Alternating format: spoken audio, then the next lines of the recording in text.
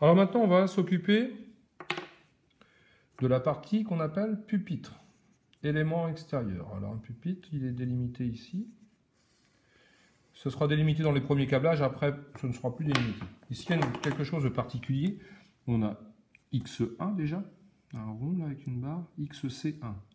Bornier de commande 1. Bornier de commande 2. Bornier de commande 3. Ici, on avait XP1, bornier de commande XP puissance 1. XP2, XP3. C'est le repérage de nos bornes. Alors des bornes, il en existe plusieurs types. Déjà par rapport à la section des conducteurs, vous voyez la différence.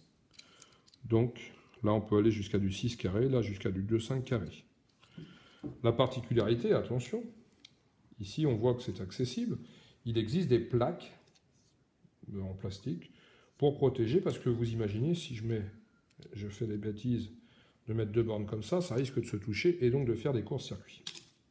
Donc on a ce qu'on appelle des plaques de protection. Ici par exemple, j'ai possibilité de mettre deux conducteurs dans des bornes différentes. Et là, c'est protégé.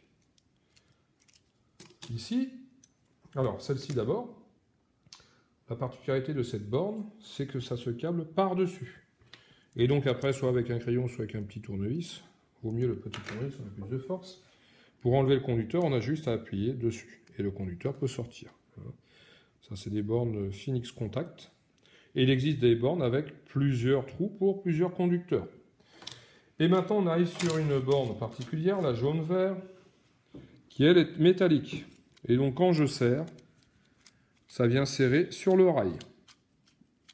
Alors, je ne sais pas si on voit bien sur la vidéo, mais vous pourrez le tester sur votre installation. On vient mettre sur le rail et on serre la vis du milieu, tout simplement. Donc la borne, on la trouve ici. On en met une aussi pour notre transfo.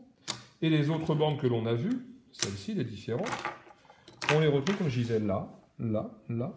Ici, XC4, XC5, XC4, XC5, XC6. Pourquoi? Parce que ces voyants se retrouvent soit sur le pupitre, soit sur la machine, mais déportés de l'armoire électrique. Alors ici, on a un exemple de pupitre. C'est une tôle en aluminium. On a fait ce qu'on appelle un tauron avec une pliospire. Bon, la présentation n'est pas terrible. Ah si, je vais vous montrer quelque chose aussi. Je vois là. Alors, j'ai pas pris le bon tournevis, on utilise toujours le plus gros. Alors, je vais dévisser une borne pour vous montrer ce que c'est qu'un... Alors, l'élève, il a serré comme une brute.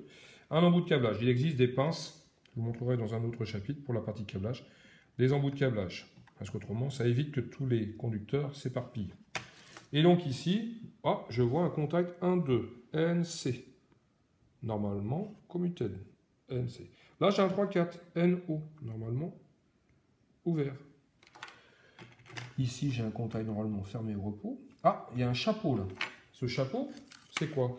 C'est un arrêt d'urgence. Alors ici, j'ai un modèle. Vous voyez, on voit, il y a juste à le détourner. Hop. Donc c'est de la sécurité, ce bouton. On ne va pas, là, notre modèle, hein, bouton coup de poing, pareil. Il existe des modèles avec clé de sécurité dessus. Ici, on a un type, c'est une nouvelle génération de boutons, hein, de chez Schneider. Et là, une ancienne génération. Alors, qu'est-ce qu'on retrouve derrière? Alors, je l'ai ici.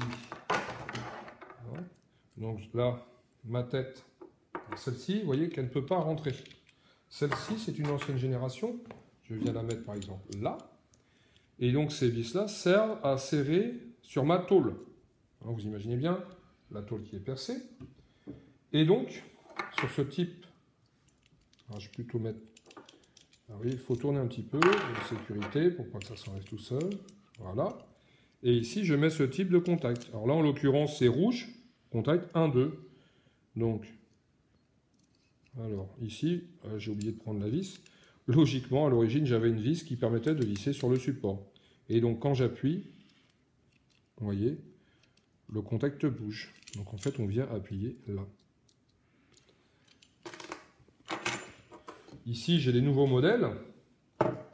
Donc, je ne peux pas mettre ce type de tête dessus. Alors ici, de la même manière, j'ai la vis qui vient serrer sur la tôle ou sur mon pupitre. Et là, Alors ça, ici, surtout pas forcer comme une brute. On voit peut-être pas beaucoup à l'intérieur, mais là, il y a un élément qui bouge. Ça libère la tête, ce petit truc-là. Et ici, là plutôt, là, je soulève et j'enlève mon contact. Je le remets. Voilà, je le clip. Et on peut en mettre plusieurs. Là, c'est un NO. Donc, contact 3-4. NO, on le retrouve ici, 3-4. Là, j'ai un contact 1-2. Et là, j'ai autre chose. J'ai X1, X2. Je le retrouve ici, X1, X2. C'est le voyant ici à LED. Voilà. J'espère qu'on le voit bien. Donc là, ça pourrait être H1. Alors, celui-là, il doit être de couleur verte. Et ici, non, plutôt verte ici pour ce voyant-là sert à me dire mon système est sous tension. D'accord, il n'y a rien qui le coupe. Par contre, ici, je mettrai un voyant rouge pour la surcharge. Donc, je changerai cet élément.